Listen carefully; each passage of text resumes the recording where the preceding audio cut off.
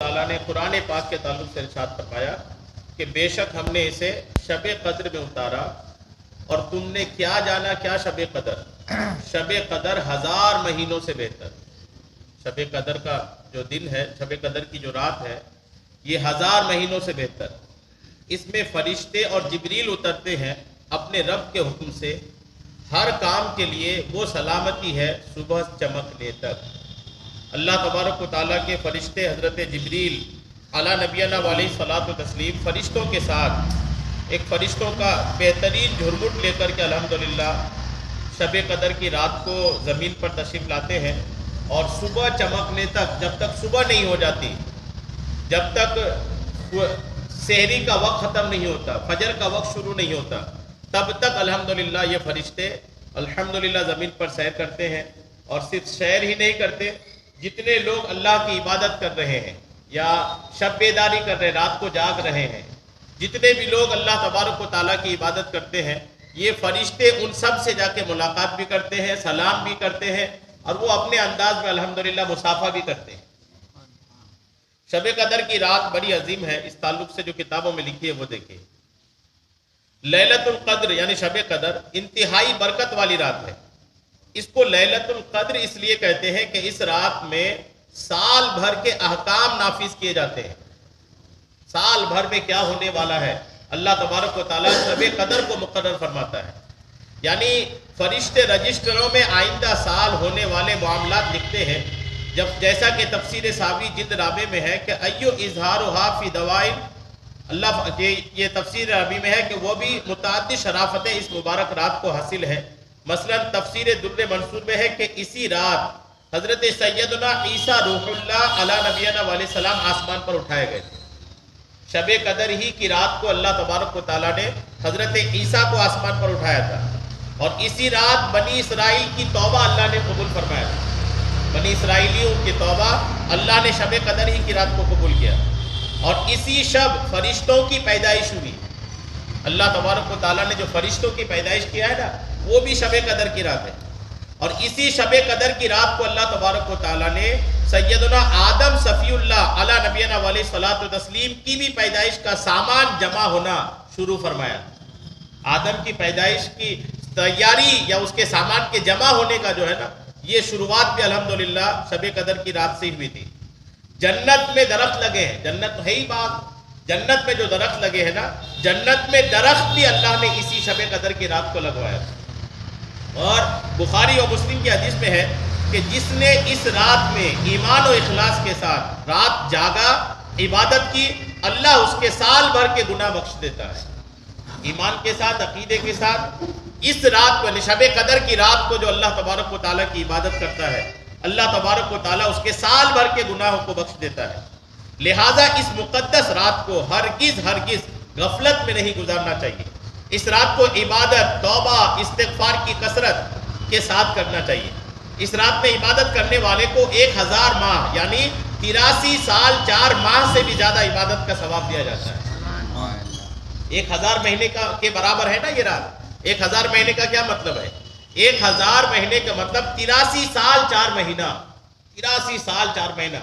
اگر کسی کو قسمت سے شب قدر مل گئی اور وہ شب قدر کی رات کو اللہ کی عبادت کر لیا، تو وہ شب قدر کی ایک رات کی عبادت الحمدللہ 83 سال 4 مہینے کی عبادت کے برابر ہے الحمدللہ۔ اور یہ اللہ کا خاص الخاص کرم ہے کہ یہ عظیم رات صرف اپنے حبیب علیہ الصلوۃ والتسلیم کو اور آپ کے صدقے میں آپ کی امت کو عطا کی گئی ہے۔ ایک ایسی رات جس میں ایک ہی رات کی عبادت 1000 مہینے کے برابر ہے نا، ایسی رات صرف اللہ نے اس امت کو عطا فرمایا ہے، اپنے حبیب کو عطا فرمایا، اور اپنے حبیب کے صدقے سے اس امت کو۔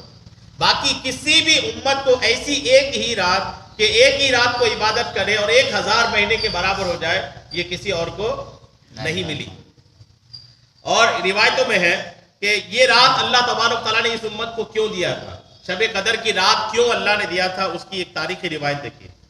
آقا علیہ السلام بیٹھے تھے، صحابہ کرام بھی بیٹھے تھے، اس بیچ آقا علیہ الصلوۃ والتسلیم بنی اسرائیل کے ایک ولی کا ذکر کیا۔ بنی اسرائیل میں اللہ کا ایک ولی تھا، آقا علیہ السلام نے ان کا ذکر چھیڑا، یعنی بیٹھے بیٹھے اللہ کے ولیوں کی بات کرنا، یہ ہمارے پیارے آقا علیہ السلام کی سنت ہے۔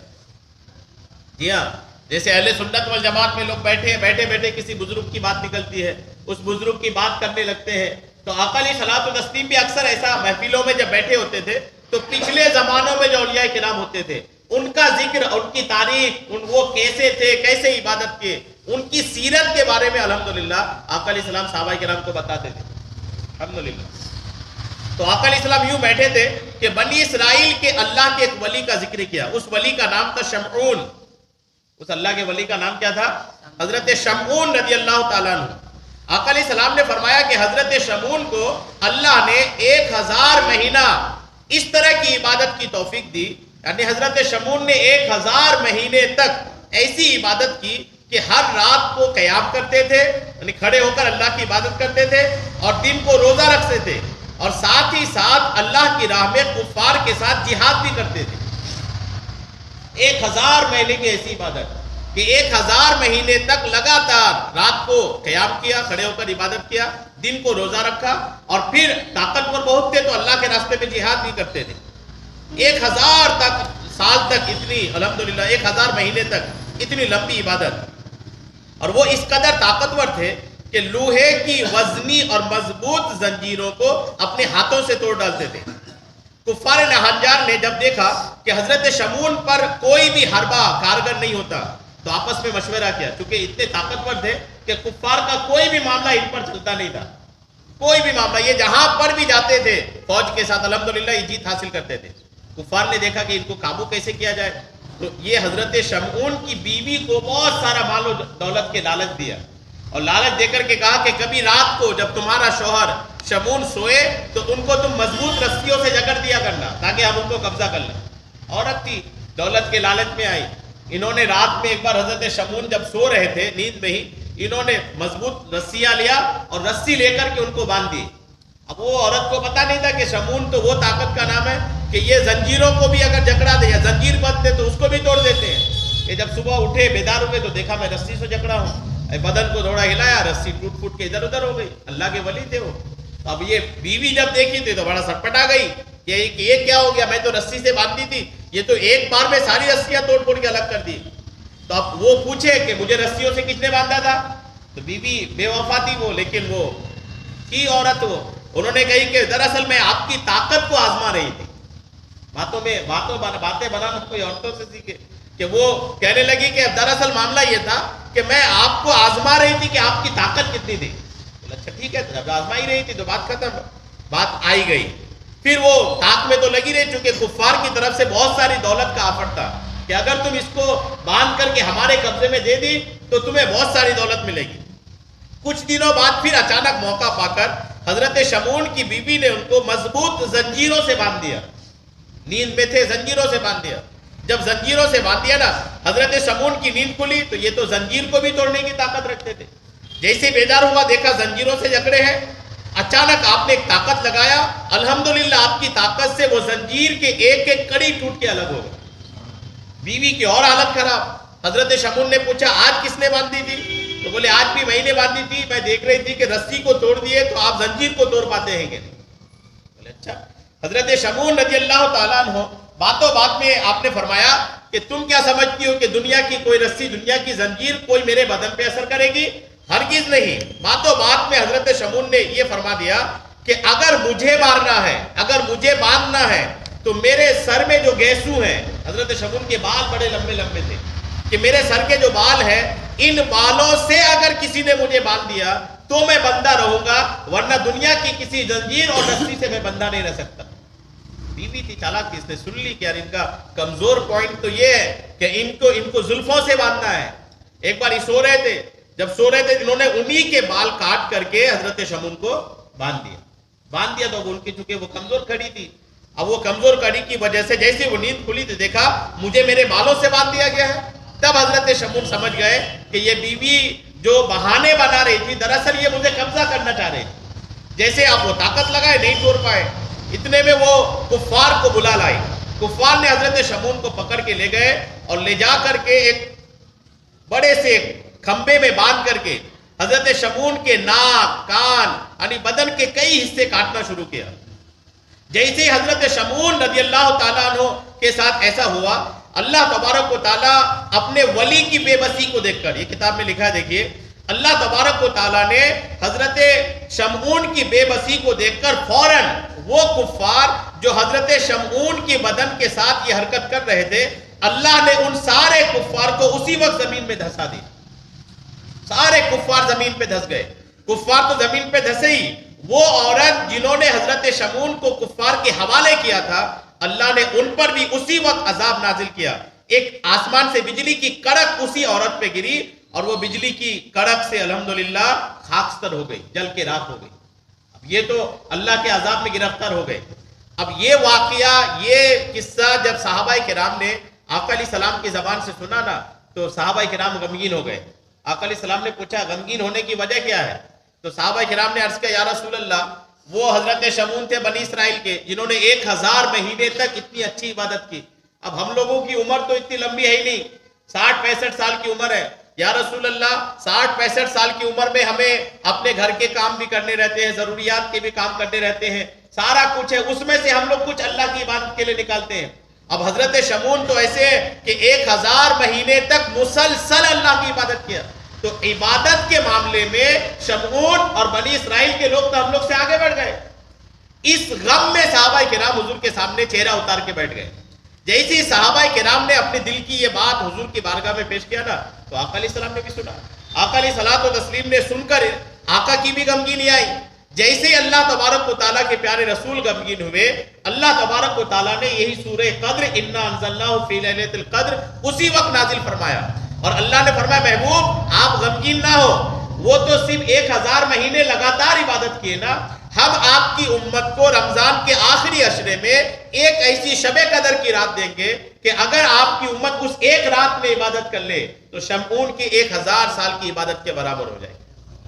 ان کا 1000 مہینے کی عبادت ان طرف اکیلے، اور آپ کی امت کا کوئی شخص شب قدر کی رات کو میری عبادت کر لے تو یہ اکیلے ان کے 1000 مہینے کی عبادت کے برابر ہو. الحمدللہ. تو جب یہ آیت اتری نا پھر الحمدللہ پیارے آقا علیہ الصلوۃ والتسلیم کے چہرے میں خوشی کا اثر، صحابہ کرام بھی خوش ہوئے کہ چلیے رمضان کی ایک رات الحمدللہ ایسی مل گئی جو 1000 مہینے کی عبادت کے برابر ہے. سیدنا انس ابن مالک فرماتے ہیں ایک بار جب رمضان کا مہینہ تشریف لایا تو آقا علیہ السلام نے فرمایا کہ تمہارے پاس ایک ایسا مہینہ آیا ہے جس میں ایک رات ایسی بھی ہے جو 1000 مہینوں سے افضل ہے. جو شخص اس رات سے محروم رہ گیا گویا تمام کی تمام بھلائی سے محروم رہ گیا. اور آقا فرماتے شب قدر کی بھلائی سے محروم وہی رہتا ہے جو حقیقتاً محروم ہے. جس کی قسمت میں ہی محرومی لکھی ہے وہی شب قدر سے محروم رہتا ہے، ورنہ جس کی قسمت میں محرومی نہیں لکھی ہے نا وہ کسی نہ کسی طریقے سے شب قدر میں اللہ کی عبادت ضرور کر لیتا ہے. اور روایت ہے کہ شب قدر میں سدرۃ المنتہا کے فرشتوں کی فوج حضرت جبریل کی سرداری میں زمین پر اترتی. سدرۃ المنتہا یہ 7ویں آسمان کے اوپر ایک مقام ہے جہاں پر فرشتوں کا ٹھکانہ ہے. جبریل علیہ السلام فرشتوں کی ایک فوج لے کر شب قدر کی رات کو زمین پر اترتے ہیں اور ان کے ساتھ 4 جھنڈے ہوتے ہیں. جبریل علیہ السلام کے ساتھ کتنے جھنڈے ہوتے ہیں؟ 4 جھنڈے ہوتے ہیں. ایک جھنڈا حضور کے مزار کے اوپر لگاتے ہیں. الحمدللہ. ایک جھنڈا یہ کہاں لگاتے ہیں؟ جھنڈا لگانے کی روایت فرشتوں کی ہے. کوئی آپ سے پوچھے کہ جھنڈا کیوں لگاتے ہیں تو جھنڈا لگانے کی روایت جو ہے نا، جھنڈا لگانے کا طریقہ کار الحمدللہ فرشتوں کا ہی. شب قدر کی رات کو فرشتے جھنڈے لے کر نیچے اترتے ہیں. ایک جھنڈا سرکار کی قبر انور پر، ایک جھنڈا بیت المقدس کی چھت پر، ایک جھنڈا کعبہ معظمہ کی چھت پر، اور ایک جھنڈا وہ طور پہاڑ جس پر موسیٰ اللہ سے کلام کرتے تھے اس پہاڑ پہ لے جا کے ایک جھنڈا گاڑتے ہیں. اور وہ جھنڈے لہرانے کے بعد پھر یہ فرشتے مسلمانوں کے گھروں میں تشریف لے جا کر ہر اس مومن مرد و عورت کو سلام کرتے ہیں جو اللہ کی عبادت میں مشغول ہو. شب قدر کی رات کو جو اللہ کی عبادت میں مشغول ہے فرشتے آ کر کے ان کو سلام عرض کرتے ہیں. مگر جن گھروں میں جاندار کی تصویر ہو یا کتا ہو یا جن مکانوں میں شرابی ہو یا خنزیر کھانے والا ہو یا ناپاک رہنے والا آدمی ہو یا اپنی رشتہ داری کو کاٹ دینے والا رہتا ہو، ان گھروں میں یہ فرشتے داخل نہیں ہوتے. کچھ گھر ایسے بھی ہیں جن گھروں میں شب قدر کی رات کو فرشتے داخل نہیں ہوتے. پھر سے آپ سن لیں کہ کن کن گھروں میں اللہ کے فرشتے شب قدر کو داخل نہیں ہوتے. پہلا گھر جس گھر میں جاندار کی تصویر ہو، جاندار کی تصویر اپنے گھر میں لوگ لٹکا کے رکھتے ہیں نا, اپنے شادی کی تصویر لٹکا کے رکھتے ہیں, یا اپنے بچوں کی تصویر لٹکا کے رکھتے ہیں. گھر میں کسی جاندار کی تصویر تو ہونا ہی نہیں. یہ تو شب قدر کی بات ہے, ورنہ سال بھر بھی رحمت کے فرشتے ان گھروں میں داخل نہیں ہوتے جن گھروں میں جاندار کی تصویر لٹکی ہوتی ہو, یا جن گھروں میں کتا ہو. لوگ کتا بھی پالتے ہیں, تو اگر کتا پال کے رکھے گھر میں, تو کتا اگر گھر میں ہے تو بھی رحمت کے فرشتے نہیں آتے. جن مکانوں میں شرابی ہو, شراب پینے والے ہوں, اس گھر میں بھی رحمت کے فرشتے نہیں آتے. خنزیر کھانے والا یا غسل جنابت نہ کرنے والا, ناپاک ہو گیا, ناپاک ہو کر کے آدمی غسل نہیں کیا اور پڑا ہے گھر میں, تو ایسے گھر میں بھی رحمت کے فرشتے شب قدر کو نہیں آتے. اور جو بلا وجہ شرعی اپنے رشتہ داری کو کاٹ کر کے رکھ دیا ہے, رشتہ کاٹ کے بیٹھا ہے, کوئی اپنا رشتہ دار ہے آنا جانا بند کر کے, جھگڑا کر کے بیٹھا ہے, بات چیت بند کر کے رکھا ہے, رشتہ داری کاٹ کر کے رکھنے والے کے گھر میں بھی شب قدر کی رات کو اللہ کے فرشتے داخل نہیں ہوتے. ایک اور حدیث پاک میں آقا کا فرمان ہے, جب شب قدر آتی ہے تو اللہ کے حکم سے حضرت جبریل ایک سبز جھنڈا لیے فرشتوں کی ایک بہت بڑی فوج کے ساتھ زمین پر اترتے ہیں اور اس سبز جھنڈے کو کعبہ معظمہ پر لہرا دیتے ہیں. حضرت جبریل کے 100 بازو ہیں. جبریل علیہ السلام کے کتنے بازو ہیں؟ ہم اور آپ کے 2 ہی بازو ہیں. جبریل کے 100 بازو ہیں, جن میں سے 2 بازو صرف شب قدر کی رات کو ہی کھولتے ہیں. اسپیشلی 2 بازو کب کھولتے ہیں؟ شب قدر کی رات کو. وہ بازو مشرق اور مغرب میں پھیل جاتے ہیں, پورب سے پچھم تک پھیل جاتے ہیں. پھر حضرت جبریل فرشتوں کو حکم دیتے ہیں کہ جو کوئی مسلمان آج رات قیام میں, نماز میں یا اللہ کے ذکر میں مشغول ہے, اس سے سلام اور مصافحہ کرو, نیز ان کی دعاؤں میں آمین بھی کہو. شب قدر کی رات کو جو بندہ اللہ سے دعا کرتا ہے نا, تو اللہ تبارک و تعالیٰ ان کی دعا میں آمین, اللہ کے فرشتے ان کی دعا میں آمین کہتے ہیں. فرشتے جو زمین پر آئے نا, وہ فرشتے ان عبادت گزاروں کی دعاؤں میں آمین کہتے ہیں. آمین کا مطلب سمجھتے نا, کوئی اگر دعا کر رہے ہیں تو آمین کہنے والا بھی اسی دعا میں شریک ہے. یہاں تک کہ کتابوں میں یہ بھی لکھا ہے کہ کبھی کبھی ایسا ہوتا ہے کہ دعا کر رہا ہے بندہ اور دعا کرنے والے کا مرتبہ کم ہے, آمین کہنے والے کا مرتبہ زیادہ ہے, تو اس آمین کہنے والے کے مرتبے کی وجہ سے اللہ, اگرچہ دعا کرنے والے کا مرتبہ کم ہے, آمین کہنے والے کی وجہ سے اللہ ان کی دعا کو قبول فرماتا ہے. الحمدللہ, آمین کہنے والے کی وجہ سے. ایک بار عیسیٰ علیہ الصلوۃ والتسلیم کے دور میں قحط پڑا تھا. عیسیٰ علیہ الصلوۃ والتسلیم ایک دوسرے عبادت گزار کو لے گئے ساتھ میں, ان سے فرمایا کہ تم دعا کرو, میں آمین کہتا ہوں. عیسیٰ علیہ الصلوۃ والتسلیم نے اپنی امت کے ایک عبادت گزار کو کہا, دعا تم کرو, آمین میں کہوں گا. وہ تھوڑی دیر کے لیے بڑی حیرت میں رہا کہ نبی پیچھے آمین کہیں گے, میں دعا کروں گا. دراصل یہ ہے کہ دعا میں آمین کہنے والا بھی دعا میں شریک ہوتا ہے, اور آمین کہنے والا بھی اگر پاورفل ہو تو الحمدللہ دعا قبول ہوتی. الحمدللہ. تو اس شب قدر کی رات کو آپ دعا کر رہے ہیں, اب آمین کہنے والے اگر فرشتے ہو, آپ سوچے دعا کی عظمت کا کیا حال ہو. الحمدللہ. اور روایت دیکھیے, آقا علیہ السلام فرماتے ہیں چنانچہ صبح تک یہی سلسلہ رہتا ہے. صبح ہونے پر حضرت جبریل علیہ السلام فرشتوں کو پھر واپس چلنے کا حکم صادر فرماتے ہیں. فرشتے عرض کرتے ہیں, اے جبریل, اللہ نے اپنے پیارے حبیب صلی اللہ تعالی علیہ وسلم کی امت کی ضرورتوں کے بارے میں کیا کیا ہے؟ حضرت جبریل علیہ السلام فرماتے ہیں, اللہ نے امت محمدی پر خصوصی نظر کرم فرمائی اور 4 قسم کے لوگوں کے علاوہ تمام لوگوں کو معاف فرما دیا. جب رات بھر شب قدر کی رات بھر فرشتے رہ کر واپس جاتے ہیں نا, تو اثر ہوا کیا, وہ چونکہ جبریل کو ہی پتا رہتا ہے, تو فرشتے جبریل سے پوچھتے, جبریل کیا ہوا, رات بھر ہم لوگ آئے, سلامی پیش کیے, مسلمانوں کے گھروں میں گئے, لوگ عبادت کیے, ہوا کیا, اللہ نے اپنے محبوب کی امتی پر کیا نظر کرم فرمایا؟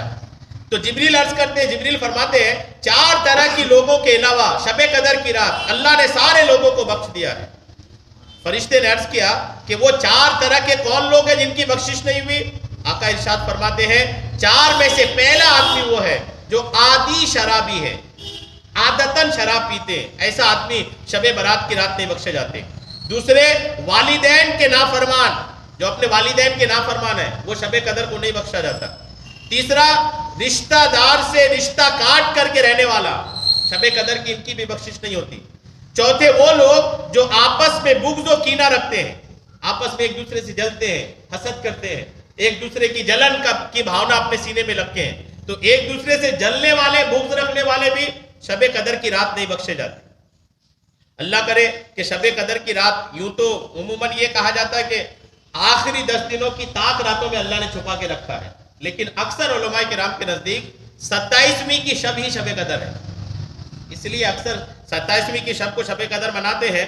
اللہ کرے کہ یہی رات شب قدر ہو جائے اور اللہ کی عبادت میں رہے. اللہ کرے کہ اس رات کو مغفرت ہو جائے. اور وہ جو 4 طرح کے لوگ جس کی بخشش نہیں ہوتی نا، وہ لوگوں کے پاس بھی موقع ہے. شب قدر کی رات شروع ہونے سے پہلے اپنے گناہ سے توبہ کر لے. اگر اپنے گناہ سے توبہ کر لیا الحمدللہ، اللہ شب قدر کی رات کو ان کی بھی بخشش فرمائے الحمدللہ. تو شب قدر کی رات کو 3 طرح کے لوگ ہوتے ہیں. میں آپ کو عرض کر دوں کتنے طرح کے لوگ ہوتے ہیں؟ 3 طرح کے لوگ. ایک وہ جو صرف جاگتے ہیں، ایک وہ جو صرف جاگ رہے ہیں اور کچھ دوسرا نہیں ہے. کیونکہ ہمارے یہاں منڈلا میں عموماً کہا جاتا ہے کہ جاگنے کی رات ہے. اب جب جاگنے کی رات مشہور کر دیے تو لوگ جاگ رہے ہیں. جاگنے کی رات نہیں یہ مشہور کرتے کہ عبادت کی رات ہے تو شاید لوگ عبادت کرتے. جاگنے کی رات نہیں، عبادت کی رات ہے. پہلی بات تو یہ. تو 3 طرح کے لوگ ہیں. ایک وہ جو صرف جاگ رہے ہیں، دوسرا وہ جو بیٹھے ہیں اللہ کی کوئی ذکر و اذکار کر رہا ہے، کوئی کلمہ شریف پڑھ رہا ہے، کوئی درود پڑھ رہا ہے، قل اللہ شریف جس سے جو بنتا ہے وہ پڑھ رہا ہے. تیسرا وہ شخص ہے جو اللہ کے لیے نماز میں کھڑا ہے، قیام میں کھڑا ہے. یہ 3 طرح کے لوگ ہیں نا. تینوں طرح کے لوگوں کا فرق ہے شب قدر میں. روایت دیکھیے، حضرت علی فرماتے ہیں جو شخص شب قدر میں سورۃ القدر 7 بار پڑھتا ہے اللہ تعالیٰ اسے ہر مصیبت سے نجات عطا فرماتا ہے. 70,000 فرشتے اس کے لیے جنت کی دعا مانگتے ہیں. اور جو جمعۃ المبارک کے دن نماز جمعہ سے قبل سورۃ القدر 3 مرتبہ پڑھ لیتا ہے اسے اس دن کے نمازیوں کی تعداد کے برابر نیکیاں عطا کی جاتی ہیں. یہ دوسری روایت تھی. جو میں نے آپ کو عرض کیا 3 طرح کے لوگ ہوتے ہیں، اس پر روایت دیکھیں. حضرت جبریل علیہ السلام فرشتوں کے جلوے میں زمین پر تشریف لاتے ہیں.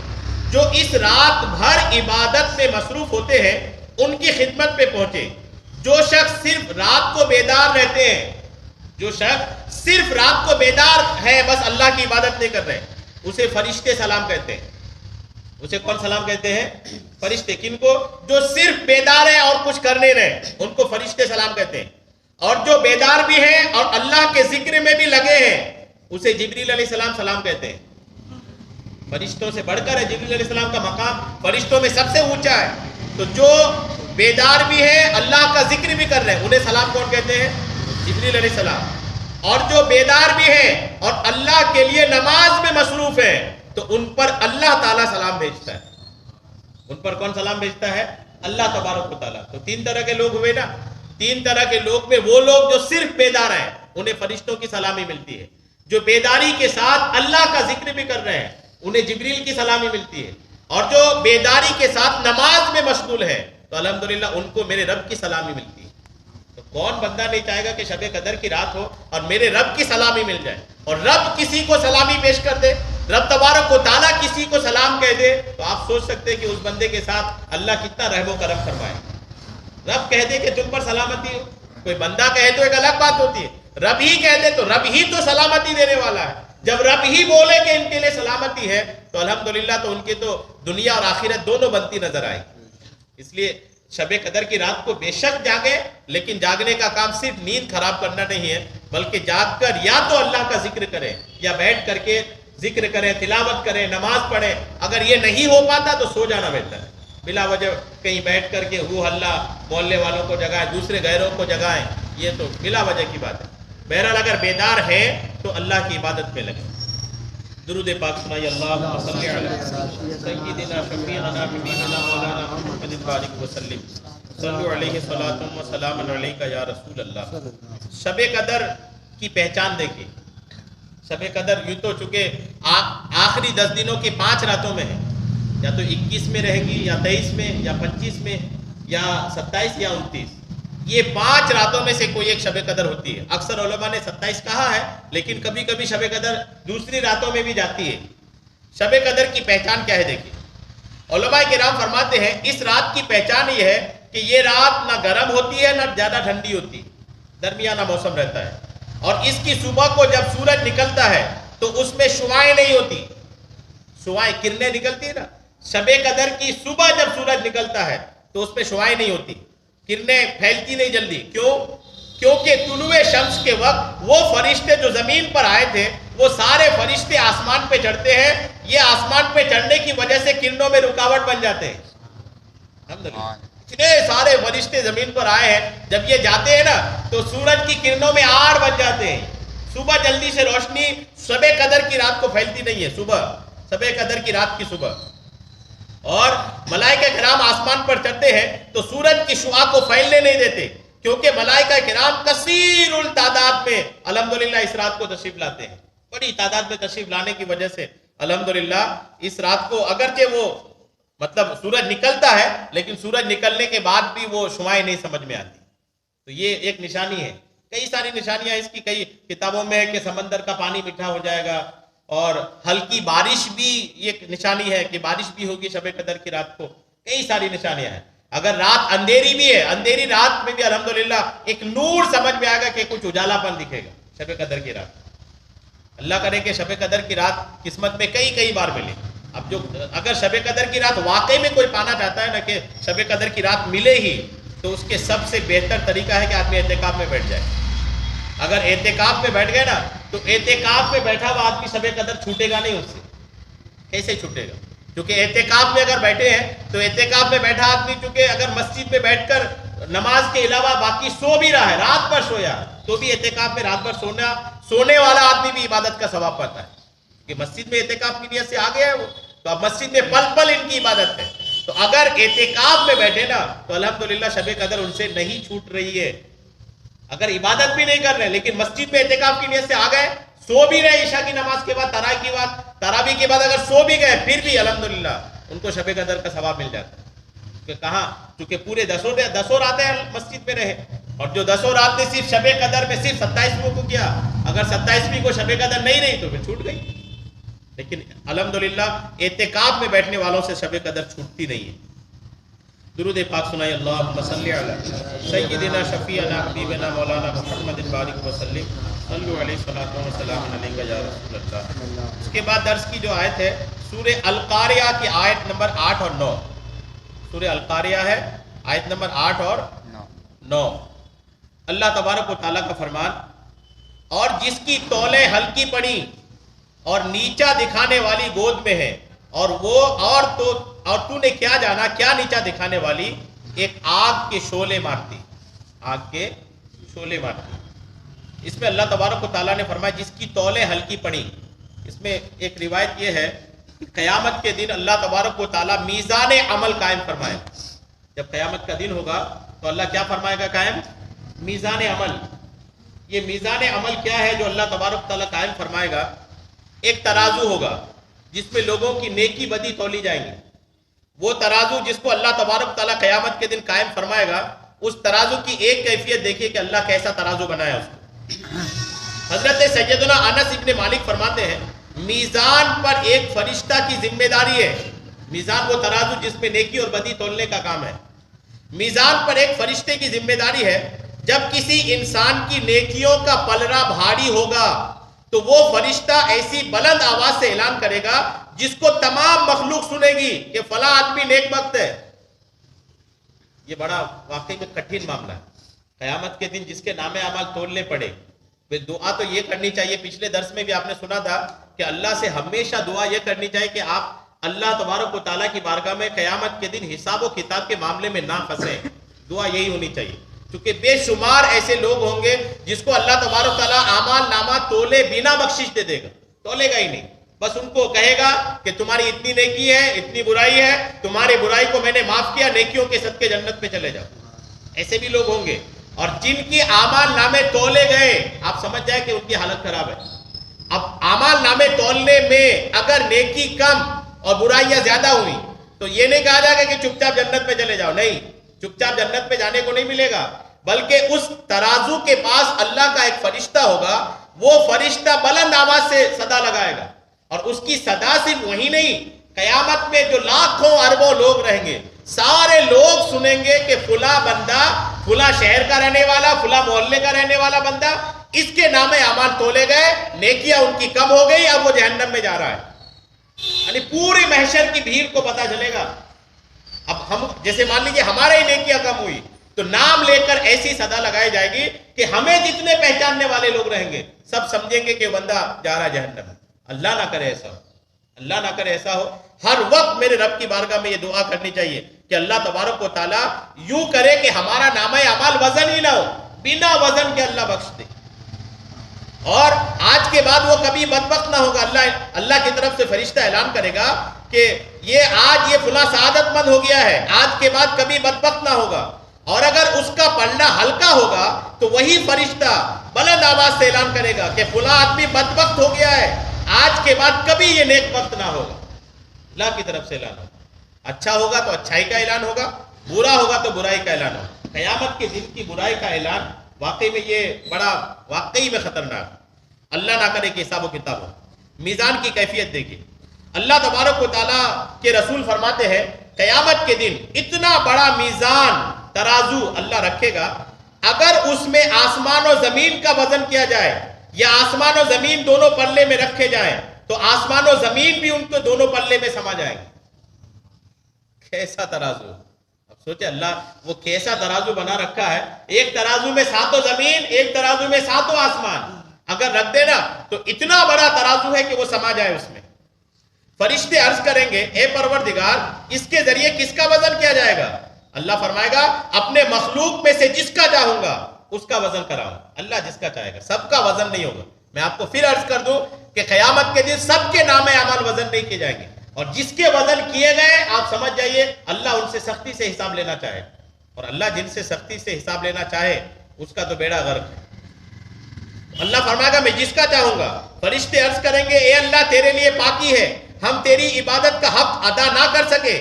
پھر اسطورے کی طرح تیز پلسرات کو اللہ رکھے گا. فرشتے عرض کریں گے اسے کون پار کر سکے گا؟ اللہ فرمائے گا میری مخلوق میں سے جس سے میں چاہوں گا.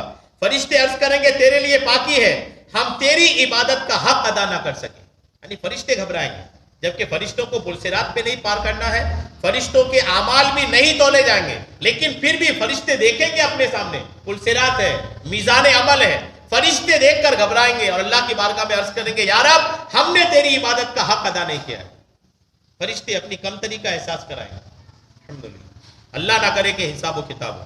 درود پاک سنائیے اللہم صلی علی سیدنا شفیعنا حبیبنا مولانا محمد بارک وسلم صلو علیہ الصلوۃ والسلام علیکہ یا رسول اللہ. جاتے جاتے سورہ زلزال کی ایک آیت کی تفسیر سن لیجیے، بڑی پیاری تفسیر ہے. اللہ تبارک و تعالیٰ کا فرمان سورہ زلزال کی آیت نمبر 4 ہے، آخری آیت ہے. اللہ تبارک و تعالیٰ کا فرمان اس دن وہ اپنی خبریں بتائے گی. یہ جو زمین ہے نا، اس زمین کے تعلق سے اللہ نے فرمایا جب زمین تھر تھرا دی جائے گی جیسے اس کا تھر تھرانا ہے، اور زمین اپنے بوجھ باہر پھینک دے اور آدمی کہے اسے کیا ہوا، اس دن وہ اپنی خبریں بتائے گی. زمین قیامت کے دن اللہ کی بارگاہ میں اپنی خبریں بتائے گی. کون سی خبریں؟ زمین کے جس ٹکڑے میں جو بندہ نیکی کیا تھا زمین اس نیکی کی بھی گواہی دے گی. زمین کے جس ٹکڑے کے اوپر جس نے اللہ کی نافرمانی کیا تھا زمین کا وہ ٹکڑا اللہ کی نافرمانی کی بھی گواہی دے گی. نیکی کیا تھا تو نیکی کی بھی گواہی دے گی. آپ نے زمین کے کسی بھی ٹکڑے کے اوپر نماز پڑھے، بیٹھ کے تلاوت کیے، بیٹھ کے کلمہ شریف پڑھے، کھڑے ہو کر کے زمین کے ٹکڑے پر کسی غریب کی مدد کیے، غریب کا ساتھ دیے، کسی کا کام آئے، جو کوئی بھی نیکی زمین کے جس حصے پہ کھڑے ہو کے کیا نا زمین کا وہ حصہ الحمدللہ قیامت کے دن اللہ کی بارگاہ میں گواہی دے گی. ایک تو یہ تھا کہ اگر کوئی گواہ نہ ہو، بڑا پیارا نقطہ میں آپ کو عرض کر دوں، زمین گواہی نہ دے، ہاتھ پیر گواہی نہ دے، لوگوں کی زبان گواہی نہ دے، کرامن کاتبین نیکی بدی لکھنے والے فرشتے یہ گواہی نہ دے، کوئی بھی گواہ نہ ہو، اکیلے میرا رب کافی تھا. ٹھیک ہے، میرا رب کافی تھا. رب کے سامنے کسی کی انکار کی گنجائش ہی نہیں ہوتی، کوئی جھوٹ بول ہی نہیں پاتا. لیکن اس کے بعد بھی بندوں کی تسلی کے لیے یا بندہ سمجھ جائے کہ جو کچھ ہو رہا ہے میرے کرتوت کی وجہ سے ہو رہا ہے، اس کے لیے اللہ تبارک و تعالیٰ نے دنیا میں 7 گواہ الحمدللہ رکھا ہوا ہے. کتنے گواہ ہیں؟ زمین میں لوگوں کی نیکی بدی پر اللہ کے کتنے گواہ ہیں؟ 7. کوئی ایک بھی نہیں، 2 بھی نہیں، 3 بھی نہیں، 7 گواہ اللہ کے زمین پر لوگوں کے سامنے ہیں. جو بندہ بھی گناہ کرتا ہے نا اس کے گناہ پر 7 گواہ ایک وقت میں کھڑا ہو جاتا ہے. اور وہ گواہ بھی ایسا کہ وہ بھولنے والا نہیں، قیامت کے دن ساتوں گواہ رب کے سامنے گواہی دیں گے کس نے گناہ کیا تھا، اس نے نیکی کیا تھا. کون کون 7 گواہ ہے وہ آپ سن لیں. حدیث پاک میں ہے کہ اے انسان تجھ پر 7 گواہ ہیں. سب سے پہلا مکان، جس مکان میں آپ اللہ کی نافرمانی یا اللہ کے لیے فرما برداری کر رہے ہیں وہ مکان گواہ ہے. نمبر 2 زمانہ، وقت، یہ وقت بھی گواہی دے گا کہ فلاں وقت میں فلاں ٹائم اس بندے نے یہ کیا تھا. نمبر 3 زبان، آپ جس زبان سے اللہ کی نافرمانی کر رہے ہیں نا، یہ زبان ابھی تو ہم جو چاہ رہے ہیں وہ بول رہی ہے، قیامت کے دن یہ زبان اللہ کے حکم سے ہمارے کنٹرول میں نہیں، ہم نے جو نیکی بدی کیا تھا زبان ہماری کنٹرول، ہمارے قابو سے باہر ہو کر رب کے سامنے بولے گی. آپ سوچیں کہ جب ہماری زبان خود ہمارے کنٹرول میں نہ رہے گی کیا حال ہوگا اس کو. نمبر 4 ارکان، بدن کے حصے، ہاتھ، پیر، آنکھ، کان، دماغ، یہ ساری چیزیں جن سے بھی بدن سے آدمی گناہ کر رہا ہے، بدن کے کس حصے سے، بدن کا وہ حصہ بھی اللہ کی بارگاہ میں گواہی دے گا. نمبر 5 ملکان یعنی کرامن کاتبین، یہ تو ہے ہی ہے، یہ تو پل پل لکھ رہے ہیں، لمحہ لمحہ لکھ رہے ہیں، گناہ کس انداز میں کر رہے ہیں وہ بھی لکھ رہے ہیں، کیفیت لکھ رہے ہیں، جگہ لکھ رہے ہیں، کہاں کر رہے ہیں گناہ وہ لکھ رہے ہیں، کرامن کاتبین. نمبر 6 دفاتر یعنی اعمال نامے. ایک تو اعمال نامے جو لکھ رہے ہیں، لکھا ہوا بھی گواہ ہے، اگر لکھا ہوا نہیں تو فرشتہ بھی تو گواہ ہے. 2 چیز ہو گئی، ایک جو لکھ رہے ہیں، کتابت تحریر ہو رہی، رائٹنگ، وہ بھی گواہ ہے، اور فرشتہ کرامن کاتبین چونکہ دیکھ رہے ہیں تو فرشتے بھی بذات خود گواہ ہیں. اور نمبر 7 7ویں جگہ میں 7ویں گواہ رحمان، اللہ تبارک تعالیٰ. یہ تو ایک ایسا گواہ ہے جس گواہ کے سامنے کسی کی نہ چلے گی. جو 7 گواہ زمین پر اللہ نے پھیلا رکھا ہے، تو ہر بندے کو چاہیے کہ گناہ سے پہلے اللہ کا خوف کرے کہ میں نے گناہ کیا، 7 گواہ میرے خلاف قیامت کے دن کھڑے ہو جائیں گے. نیکی کرے تو سپورٹ میں کھڑے ہو جائیں گے. اللہ تبارک تعالیٰ ہم سب کو عمل کی توفیق عطا فرمائے.